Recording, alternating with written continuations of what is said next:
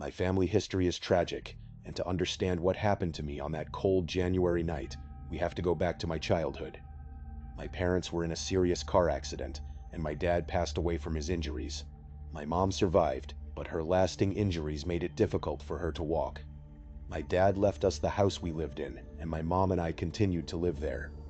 When I was around 10, my mom started seeing someone, so she was out of the house often.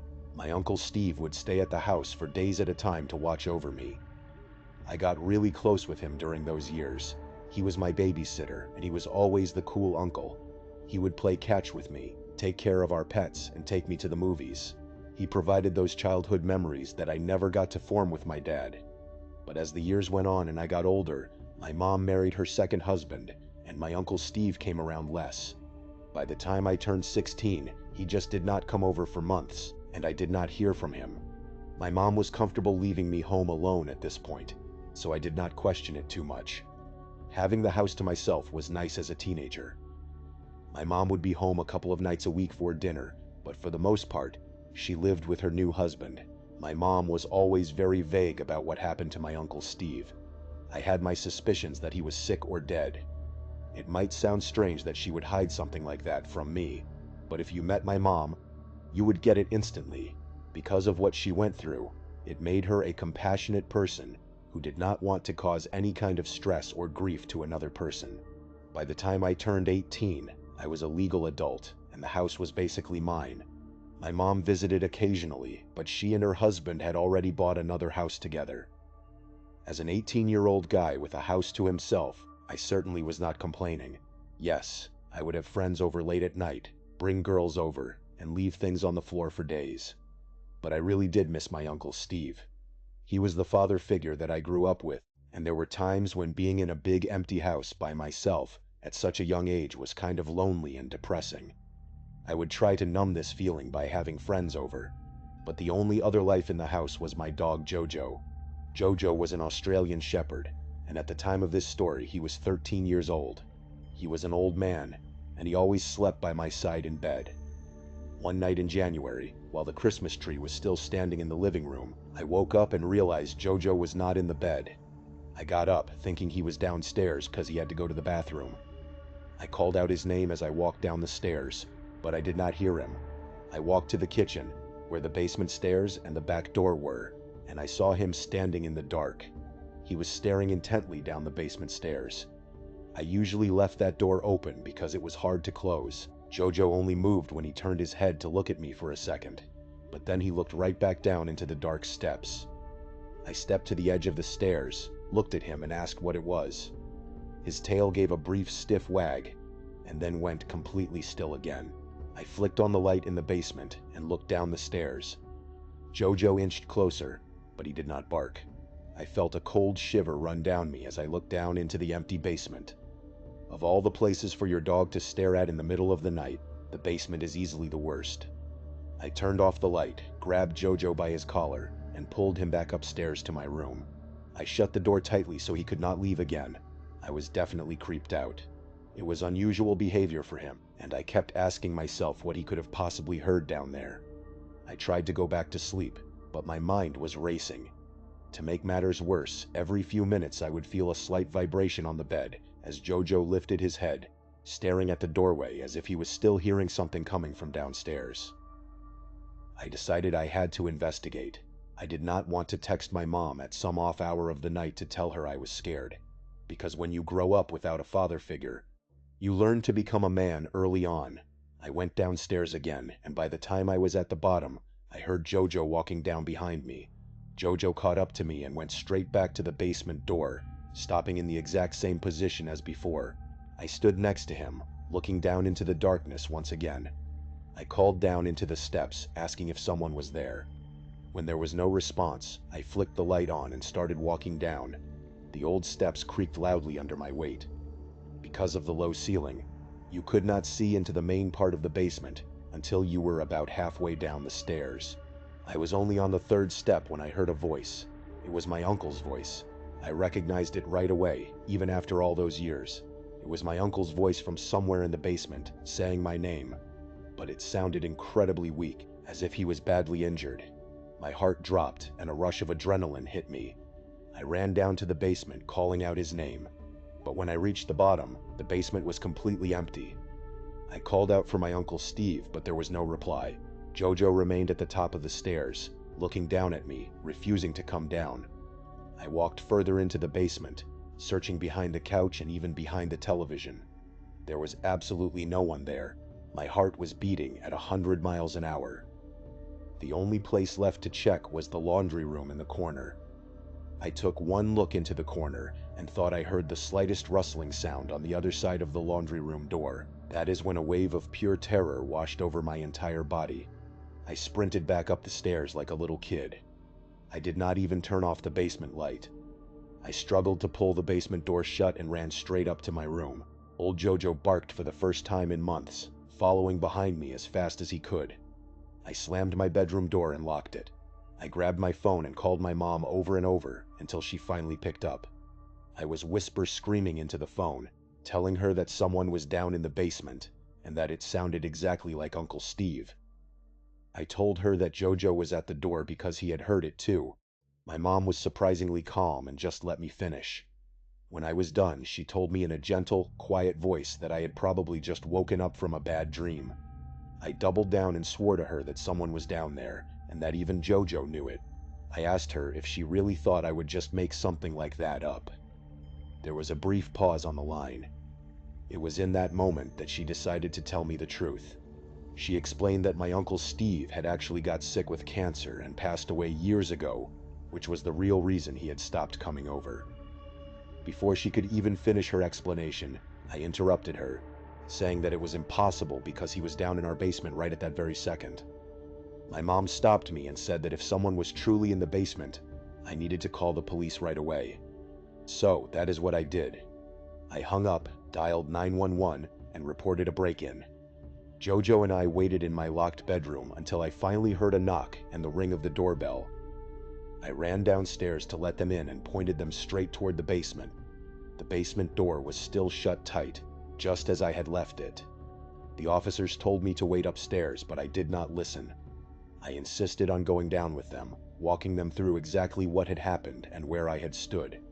I pointed them toward the laundry room, which was the only spot I had been too terrified to check. They went to open the door, and I showed them the light switch. When the light turned on, there was absolutely no one inside. The laundry room looked exactly as it always did. There was no one hiding in any secret corners or behind the washing machine. It was completely empty. I knew I must have looked crazy to those officers. They did a search of the first and second floors, but they found absolutely nothing. They were polite and did not mock me, but I could tell they thought I was just letting my imagination run wild. Once they left, I called my mom back. She finished explaining that she had hidden my uncle's death from me because she felt I had already suffered too much loss in my life, and she could not bear to break my heart again. I yelled at her, telling her that letting me believe he had just abandoned me was infinitely worse. But even with her explanation, I could not rationalize what I had heard downstairs. I calmed down and told her I was scared, and though she tried to convince me that my brain was just playing tricks on me, I could tell she was deeply unsettled too. For a whole week after that, living in that house was absolute torture. I could not bring myself to go anywhere near the basement door. Jojo did not stare at it anymore, but the memory of that night haunted me constantly. If Jojo had not reacted first, I might have been able to convince myself it was just a vivid hallucination. But the dog had heard it too. Something had been down in that basement, and whatever it was, it had spoken to me using my dead uncle's voice. My mom ended up selling the house just a year later, and I was more than happy to leave it behind. And so life went on. Fast forward to when I was 24 years old, I was renting the upstairs portion of an old house by myself.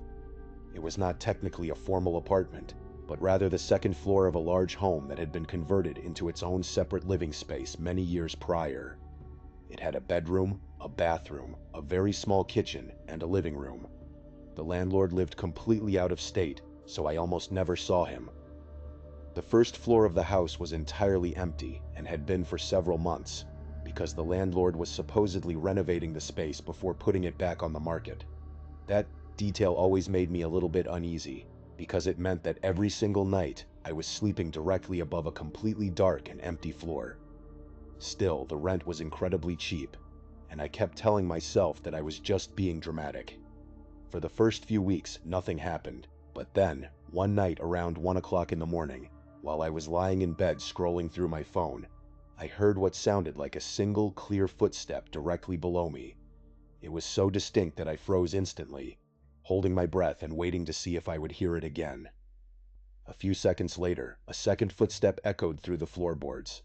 It sounded exactly like someone was slowly walking across the empty living room downstairs. I sat up in bed, straining my ears to listen. I tried to tell myself that it was just the old house settling, but deep down I knew what house noises sounded like. Old wood usually makes a creaking or popping sound, but this was heavier, like actual physical weight pressing down.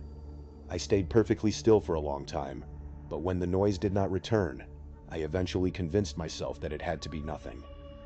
The next morning, on my way out to work, I checked the door to the first floor apartment. It was locked tight. I even unlocked it and peered inside.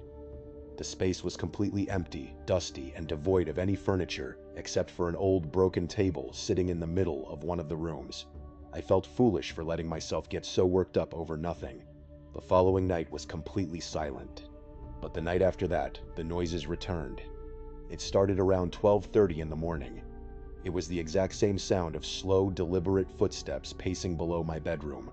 They would happen 3 or 4 at a time, followed by a long silence, and then a few more. The entire episode lasted for about 2 minutes. I muted my television, stood up in the middle of my living room, and stared down at the floor, listening intently. I desperately wanted to find a logical explanation, like an animal getting into the walls or the water pipes vibrating, but I knew what I was hearing. It sounded like a person moving around in the dark directly beneath me. I texted my friend Scott about it, and he tried to ease my tension by joking that maybe the downstairs tenant had finally moved in without telling me. Over the next week, the sounds became a regular occurrence. It always happened late at night, and it always came from the empty apartment downstairs. Most of the time it was just footsteps, but one night I heard the distinct sound of a cabinet door being shut. That was the moment I became genuinely terrified. I decided to call my landlord to report what was happening. He sounded far more annoyed by my call than concerned. He assured me that no one had keys to the downstairs unit except for him and me, and since he was out of state, there was no way anyone was inside. He repeated the old line about old houses making strange noises, and told me that if I was really that nervous I could call the police, but he did not think there was any reason to do so. His dismissive response actually made me feel much worse. It made me realize that if something was truly wrong, I was entirely on my own. One Friday night, I stayed out much later than usual and did not get back to the house until almost 2 o'clock in the morning. The very second I stepped through the door of my upstairs apartment, I felt an overwhelming sensation that something was incredibly wrong. I cannot explain it, but the atmosphere felt entirely different. The lights were off just as I had left them, but the air felt heavy. I stood by the door listening to the silence. Then, directly below me, I heard a loud thud. It sounded like someone had accidentally bumped hard into a wall or a piece of furniture in the empty apartment. I backed away so quickly that I nearly tripped over my own living room rug. I stood there, staring at the floor as if I could somehow see through the wood. Then the heavy footsteps started up again, moving quickly. I did not hesitate. I ran out of the apartment, locked the door, and went straight to my car, locking myself inside. From the safety of my driver's seat, I finally called the police. 2 officers arrived a short time later and conducted a search of the entire first floor and the exterior of the property. They found absolutely nothing. One of the officers came to my car and explained that there were no signs of forced entry, and the apartment was completely empty. He was polite, but I could easily tell that both officers believed I was just letting my imagination run wild over normal house noises. For the next few days, I tried to convince myself that they were right, but then I began to notice little details that I could not ignore. One afternoon when I came home from work, I noticed that the door to the first floor apartment was open by about an inch. I knew for a fact that I had closed and locked it after the police officers left. On another day, as I walked along the side of the house, I caught the strong smell of cigarette smoke near one of the downstairs windows. I did not smoke, and none of my immediate neighbors smoked outside, at least not near my house. Then came the night that broke me. I was lying in bed when the footsteps started again, but this time they did not move around. They walked directly beneath my bedroom and stopped. It sounded as though whoever was downstairs was standing in the exact same spot as my bed, just one floor below me. I held my breath, my heart hammering in my chest. After about 10 seconds of agonizing silence, I heard a very soft, deliberate tapping sound coming from the floorboards. It was 3 distinct taps, followed by silence. The sheer terror that ran through my body in that moment was unlike anything I had ever felt. It felt as though whoever was downstairs knew exactly where I was lying and was letting me know they were there. I grabbed my phone and frantically texted my friend Scott, asking if I could come sleep on his couch. While I was waiting for his reply, the tapping started again. 3 more taps in the exact same spot. I did not wait for a text back. I grabbed my car keys and ran out of the house in my pajamas. The next afternoon, Scott came back to the house with me because I was too terrified to go inside alone. We decided to search the downstairs apartment together. We walked through the dusty rooms, finding nothing unusual at first. But when we reached the kitchen, Scott crouched down near one of the lower cabinets. He pointed into the small gap beneath the cabinet kickboard and asked what it was. I leaned down and saw a fresh cigarette butt shoved deep into the crevice, almost completely hidden from view. That discovery changed everything. It was no longer just in my head. Someone had actually been inside that empty apartment watching me. I called my landlord immediately and told him what we had found. He finally seemed to take the situation seriously and promised to drive down the following day to inspect the property. I refused to sleep in the house that night and stayed with my friend. When the landlord arrived the next afternoon, he called to tell me that while he did not see anyone inside, he had discovered that one of the back windows in the downstairs apartment did not lock properly. Although the window looked closed from the outside, it could easily be forced open enough for a thin person to slip through. My landlord suggested that someone local had figured this out and was using the empty apartment when no one was around. Hearing that made me feel physically ill. I asked him if he was going to repair the window right away, and he said yes, but my mind was already made up. I was done living there. That same evening, I went back one last time to get some clothes and my laptop. I was upstairs stuffing things into a duffel bag when I heard a sound come from below that I had never heard before. It was a loud, clear cough. It came from the first floor hallway, and there was no mistaking it. I stood there, completely frozen, digesting what I had just heard. Then, I grabbed the bag and ran out of the house as fast as my legs could carry me, leaving half my belongings behind. I called the police from my car. This time, they actually found physical evidence that someone had been entering the space. There were fresh dirt marks on the windowsill, and inside a downstairs closet, they discovered an old, dirty blanket. I officially moved all of my things out of that house over the weekend. Ever since that experience, any sudden creak or groan in a house at night hits me differently, but the terror did not stop there.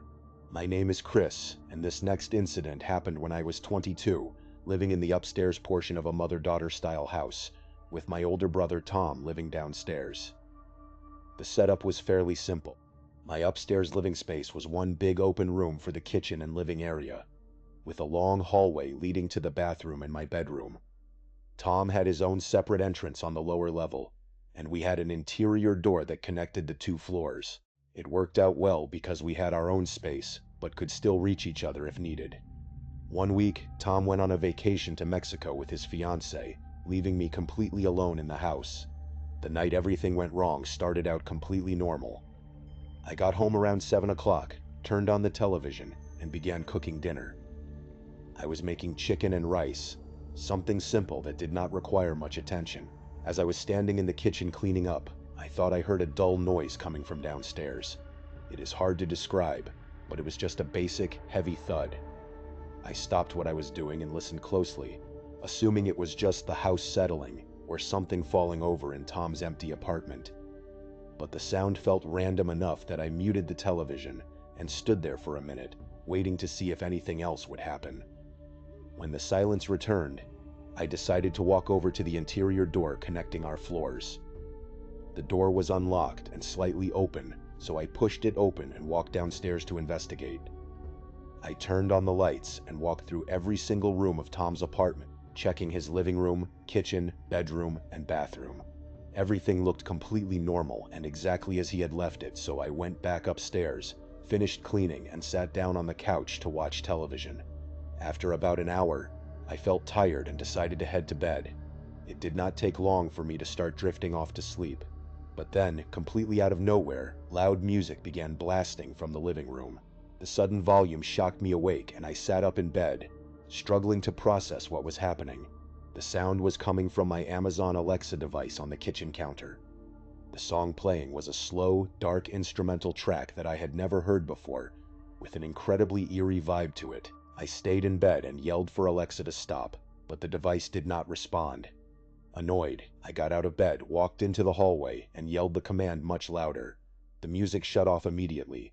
I stood there in the quiet hallway, staring at the device and assuming it was just a strange technical glitch. I shook my head, walked back to my bedroom, and got back under the covers. A few minutes later, just as I was starting to fall back asleep, the silence was broken again. I heard the Alexa device speak from the kitchen, saying that it was sorry, but it did not quite get that, and was having trouble understanding. At that point, I was done dealing with it. I got out of bed, walked into the dark living room, and physically pulled the power cord out of the wall. I felt a sense of relief, knowing that there was absolutely no way the device could make any more noise now that it had no power. I went back to my room, closed the door, and fell asleep quickly. I have no idea how much time passed, but I was suddenly awoken by the sound of loud music blasting through the house once again. I sat up, completely disoriented and confused. The music was coming from the living room. The exact same dark instrumental song was playing, but I knew for an absolute fact that I had unplugged the Alexa device from the wall. My heart began to race as I climbed out of bed. I walked down the dark hallway much slower this time. As I got closer to the kitchen, I yelled for Alexa to stop, and the music cut off instantly. I slowly approached the kitchen counter and looked down at the outlet. The power cord was plugged back into the wall. I just stood there, staring at it in disbelief. I knew without a single doubt that I had physically pulled that cord out of the outlet. There was no way it could have plugged itself back in, and I had never sleepwalked in my entire life. That was the moment when the primitive instinct of survival kicked in, telling me that someone else was inside the house with me. I turned around, ran back into my bedroom, and locked the door behind me. I grabbed my phone and texted Tom, but saw his location was still in Mexico. Suddenly, from the dark living room, a low whisper echoed, saying, "Alexa, play." The music blasted again. In a panic, I dialed 911 and screamed at the top of my lungs, telling the intruder I was calling the police and to get out. The cops arrived a few minutes later and found the front door wide open. Whoever had been inside had fled into the dark night, escaping before they could be caught. We installed security cameras immediately, and I eventually moved out of that house forever. Some memories of absolute terror will never leave you. It makes you realize that our homes, the places where we are supposed to feel the safest, can sometimes become the setting for our worst nightmares. You never know who is watching from the darkest shadows.